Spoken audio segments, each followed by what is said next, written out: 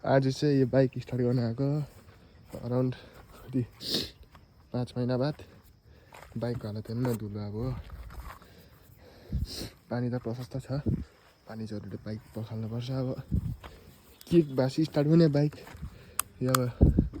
metre seater आउने छ safe लागेको छैन बाइकमा हो इन्डिकेटर पनि बलिरहेको छ ब्याट्री छ सेफ लागेको छैन हो किक हुनुपर्नेको चाहिँ एउटा यही हो अन्त पछिको अलिक कम्ती छ त्यो पनि भइहाल्छ हल्का भइहाल्छ यस्तो छ बाइक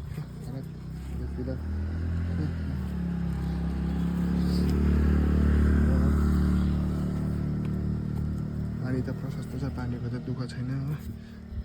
एकपल्ट स्टार्ट हाल्नुपर्छ यहाँबाट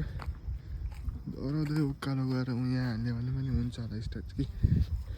ट्राई गरौँ न एकपल्ट लु त अघि चाहिँ गाइस मैला थियो बाइक अब धुँदै गर्दा चिटिक्कै भएर चाहिँ बाइक हाल्छ हो अन्त उस चाहिँ यता 1300 लगेर पनि छ जग्गा चाहिँ हो स्टार्ट हुने तर यताको 1300 अलिक यता छ हो अन्त यो उकालो चाहिँ भनेपछि यस्तो उकालो छ नि त अलिक ठाडो उकालो छ यहाँबाट यहाँ इन्जेक्सन त स्टार्ट हुनसक्छ एकपल्टमा भएन नि दुईपल्टमा चाहिँ हुन्छ हो त्यही यो ओह्रालो छ यहाँ त माथिबाट जानुपर्छ ओह्रालो हो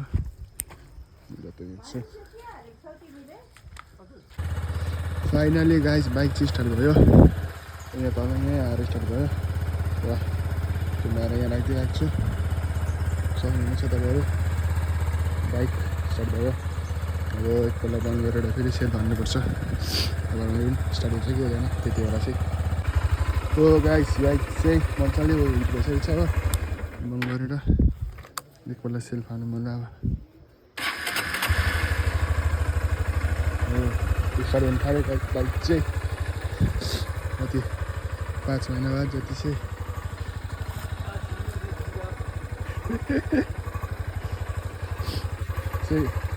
अब भयो स्टार्ट